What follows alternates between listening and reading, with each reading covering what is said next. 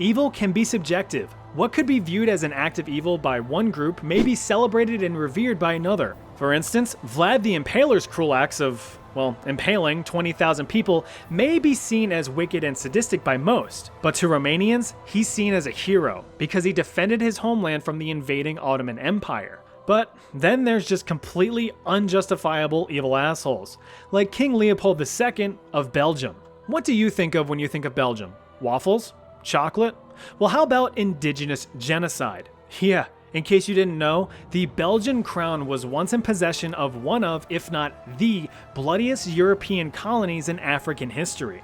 At the Berlin Conference in 1884, King Leopold II sought to expand his fortune by staking claim to the Congo, over 900,000 square miles of African rainforest in the present-day Democratic Republic of the Congo. To sweeten the deal, Leo formed the International African Association under the guise that it was for humanitarian and philanthropic purposes. Also to establish free trade between the European countries, which was the real selling point. With that, the other colonizing European countries of France, Germany, Italy, Spain, Portugal, and the United Kingdom welcomed Belgium's claim to the land, and King Leopold II was now the sole owner of the ironically named Congo Free State. But there was nothing free about it. King Leo's only interest was to extract as much resources and wealth from the land by any means necessary. In order to do that, he needed manpower. So he forced new laws on the Congolese chieftains to implement within their own communities. Those who resisted were swiftly eradicated by other Congolese communities who were backed by the Belgian Crown. Initial collection and trade of precious ivory exports weren't the best for profit margins, so not as much money was being made as expected, causing the colony to fall into massive debt. But with the invention and development of automobiles in the late 1800s, the demand for tires shot through the thatched roof.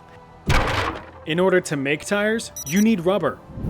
Lots of rubber. Where does rubber come from? Rubber trees. And boy, let me tell you that the Congo had some rubber trees. After establishing his own personal African army called the Force Publique to enforce rule, King Leo extracted a fortune through blood. Millions of Congolese natives were enslaved and forced to harvest and process rubber from the Congo with the main goal of maximizing production at all costs. Those who were unable to meet a labor quota were sometimes murdered on the spot. Those who refused to work were savagely beaten with their villages raided and destroyed.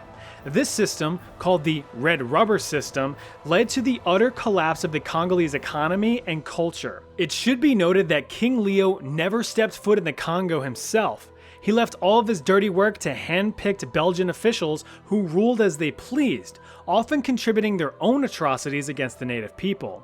One particularly nasty official was Léon Fièvez. He was notorious for punishing underperforming slaves by having their hands cut off.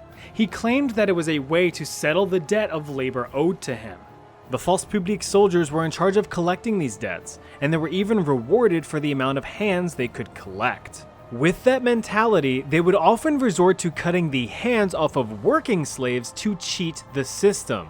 This actually ended up pissing the king off because how the hell are slaves supposed to work with no hands? There were several other issues that plagued the Congo as a direct result of Belgian brutality. All of the development and forced labor caused the vast majority of farming to come to a dead halt, leading to extreme famine and even more deaths. Children who were orphaned during the colonization were kidnapped and forced into Catholic schools where they would learn to work or be soldiers. Fatal diseases ran rampant through the Congo, including smallpox, amoebic dysentery, and the parasitic trypanosomiasis, also called the sleeping sickness, which caused mass insomnia and painful muscle spasms. Through the culmination of these atrocities, historians estimate that roughly 5 to 10 million Congolese people lost their lives during Belgium's reign over the Congo from 1885 to 1908. Thanks to missionaries who secretly documented these atrocities, the public was informed of the horrors of the Congo. The Belgian public, who had no knowledge of these actions, caused an uproar. After much public outcry around the world, including famous writers like Mark Twain and Sir Arthur Conan Doyle, the Belgian parliament forced King Leopold II to cede the Congo Free State to Belgium itself in 1908. But not before he could destroy any and all documented evidence of his wrongdoings that he could find. The Congo Free State was changed to the Belgian Congo, then the Republic of the Congo, then the Democratic Republic of the Congo, since its western neighbor had the same name. King Leopold died a year later in 1909, and the public dunked on his funeral with loud booing and heckling. Even today, many Belgians are ashamed of their late monarch's atrocious behavior and demonstration of how evil a human could be.